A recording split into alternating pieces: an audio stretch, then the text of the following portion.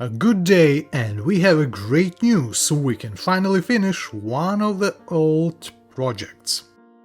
And this video would be about painting process, and let it be some sort of educational video, at least partially, with airbrush basics. And as example, I choose our old projects from this channel. German tank with a grey color, and it is popular vehicle Pz.Kpfw 30AT, so that means Czechoslovakian. Light tank in German service, and it was from this box. Old Ital kit, but modernized by Ital itself with a metallic barrel and some metallic stuff, I mean grills and handlers for fuel cans. So it was mostly in-box build. All previous episodes you can find in links in the description to this video. So first of all, we will make some preparations before painting. Let's remove some dust from the model, because previous building episode of this kit was many days ago. Okay, now let's disassemble all parts that can be disassembled without damage. And actually not so many details that we can disassemble here. Turret, of course, commander's cupola, and most difficult part, caterpillars. They aren't workable. So unfortunately we can cause some destruction, some damage on them, but it would be possible to assemble broken parts together again and fix some damages here. Just remember which part should be, where should it be located. Hopefully rollers weren't glued, so we can remove them too. It takes some time to prepare everything. During this process you can fix small defects on your kit. For example, you can add some putty on some gaps if you find them, or you can provide additional stuff on this vehicle. When everything ready, we can settle all details on toothpicks or something like that. And of course don't forget to mask center section for turret here on the hull. And extremely final step that I decided to do, just put here some amount of truck links, because in the box we have spare truck links, and imitate here rack from paper from shoes box. It's thin and it can easily take some difficult forms, different relief, and I apply it, a small piece of that paper, and apply on that PVA glue. So something like that. Okay, painting process finally. Everything starts with degreasing. I use for this purpose Ticurilla White Spirit. Spray it over the whole model from airbrush, and with this step we provide more adhesion for further layers of paint. An alternative way to degrease the model is to wash it with a soap or kinda kitchen washing liquids. Next stage actually start of the painting.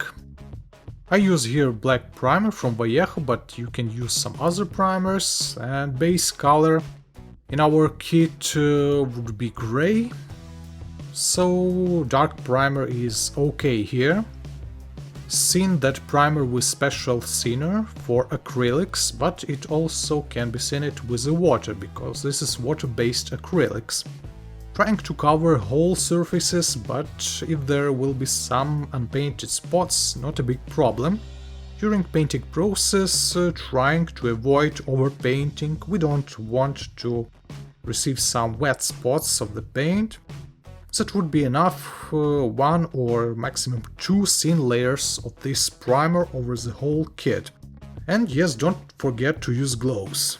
My mistake here is that I didn't make masks for bottom part of the turret, so painting splashes goes inside the turret.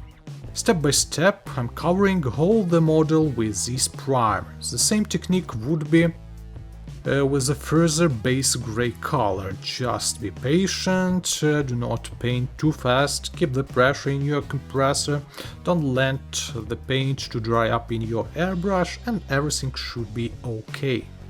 The same work with the caterpillars, rollers and some other details. In the end we receive teeny dark panzer. Next step, we need to cover all the model in gray color. I use water-based acrylics, kind of Valleja, Ammomic, and so on and so on. This paint too dark after drying, so that would be a good solution to mix it with the lighter tones like this beige color. And the same process, we apply 1 or 2 dry layers and paint everything, all the surface, all the model. Actually, as we have black primer here, we can use it as a pre-shading.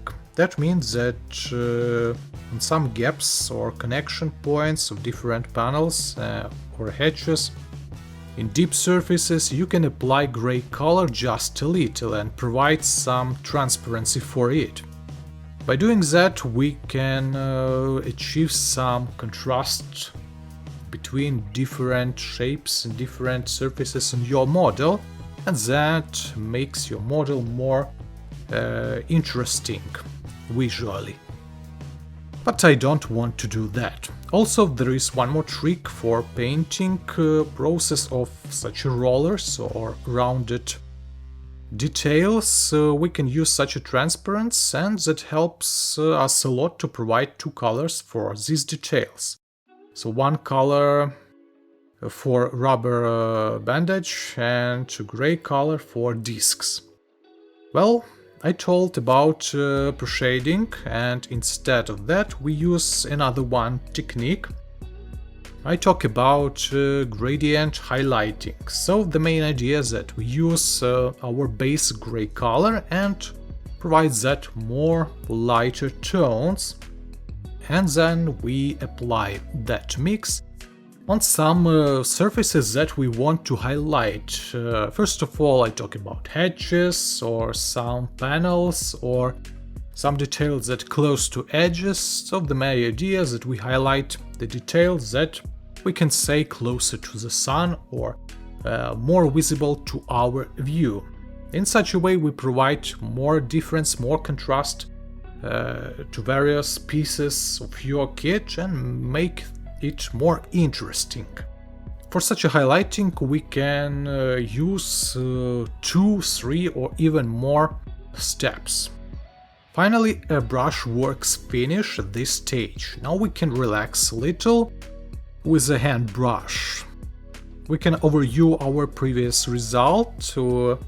With such a highlighting our model looks more interesting. So in general nothing difficult with such a basic highlighting effect.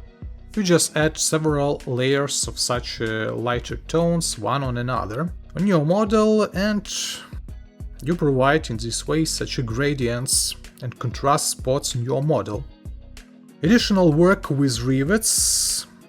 I will apply on them even lighter gray tone. After that all small details can be painted in the same way, so we receive even much effective highlighting effects. After that we can provide some different colors for some instruments or some other details that we have on these models. I talk about 2 MGs, spare track links, maybe some other details on this kit.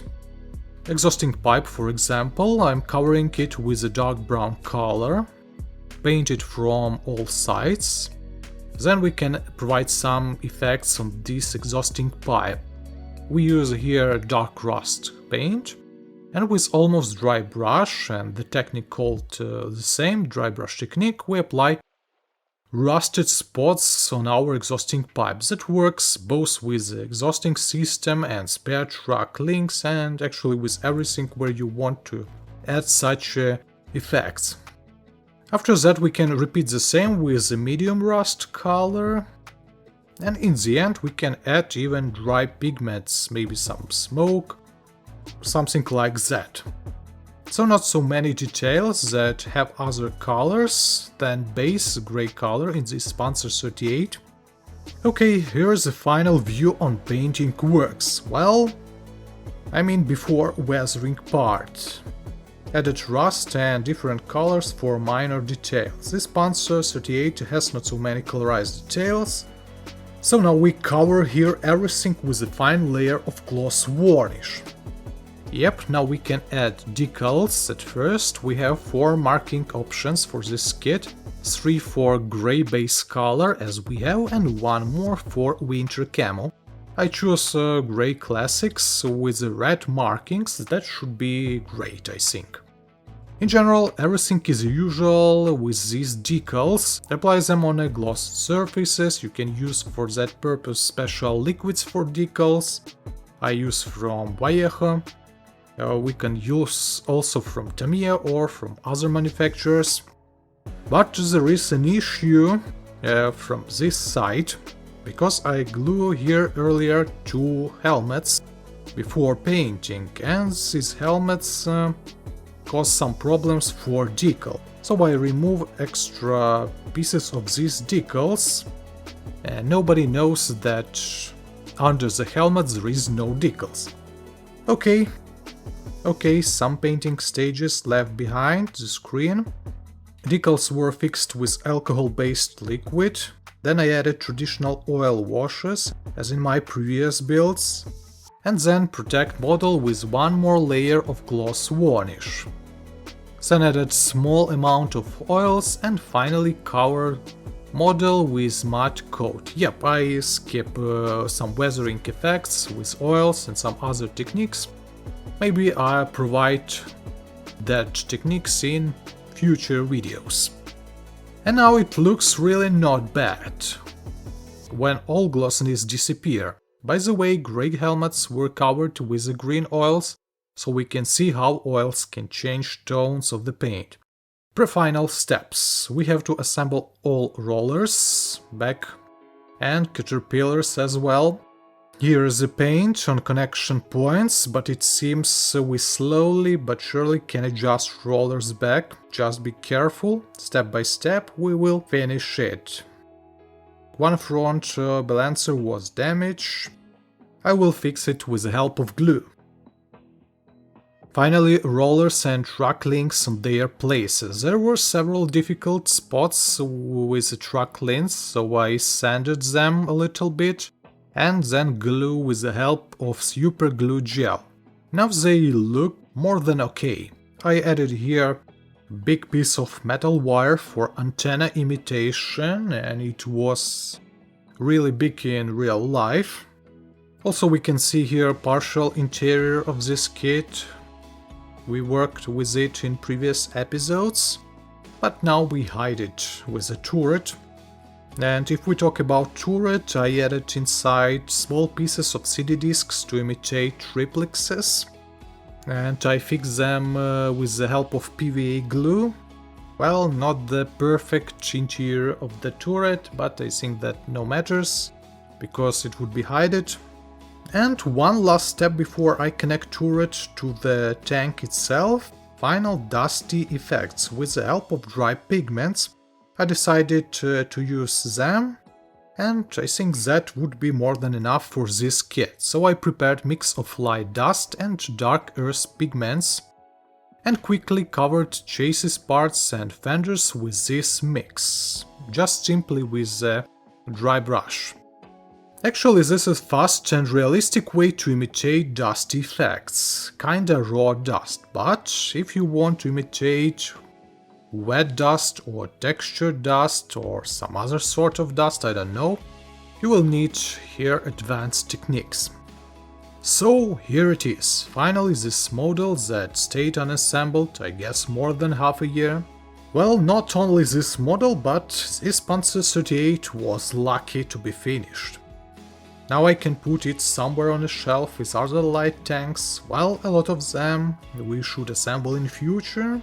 By the way, tanks of which nation you want to see most of all in this channel? Or maybe you're interested in trucks or some other sort of vehicles or airplanes?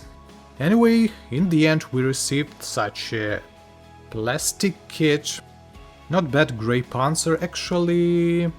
The result even better than I expected. Old Italeri kit with some upgrades from Italeri. Not the best kit in the world, but in the end, after the layers of everything, it looks great. So in next episodes we will continue our work with a French truck, ambulance truck, and hope you enjoy. Good luck guys, see you next time and bye.